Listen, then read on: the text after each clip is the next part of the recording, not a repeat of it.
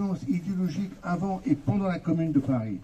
Cela prend la forme d'un socialisme associatif et fédéraliste qui se concrétise en association ouvrière et en gestion associative des institutions pendant la Commune.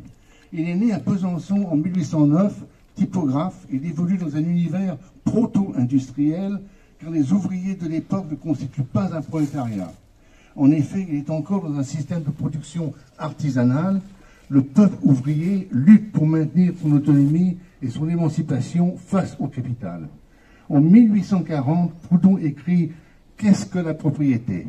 Sa provocation, quand il déclare « La propriété, c'est le vol », lui donne une certaine notoriété. Cependant, cela n'empêche pas Proudhon de défendre le droit de possession des petits propriétaires.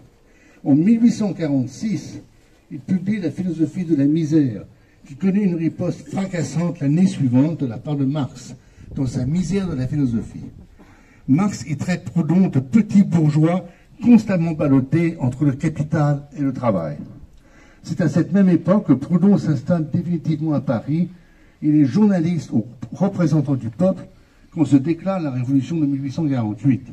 Il est élu à l'Assemblée nationale lors de l'élection partielle du 4 juin 1848.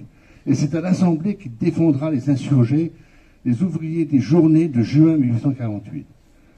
Condamné à la prison sous le Second Empire, il s'exile à Bruxelles.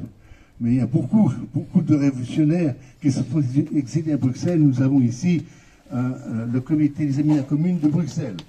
Donc, on peut les applaudir. Donc, il revient à Paris. C'est un exilé qui revient à Paris en 1860, où il publie plusieurs ouvrages, 3 ou 4, dont son testament politique en 1864, de la capacité politique des classes ouvrières, dans lequel il envisage la destruction graduelle de l'État. Il décède le 19 janvier 1865, est enterré ici, soit 6 ans avant la Commune de Paris, mais son influence reste grande chez les communards. Et c'est pour ça qu'on est ici aujourd'hui, pour se rappeler de son influence pendant la Commune. Mais il n'était pas communard, il était décédé au moment de la Commune.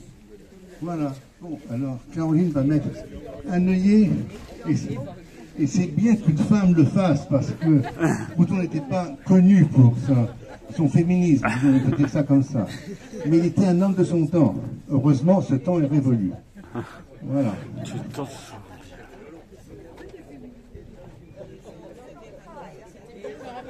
Merci Caroline.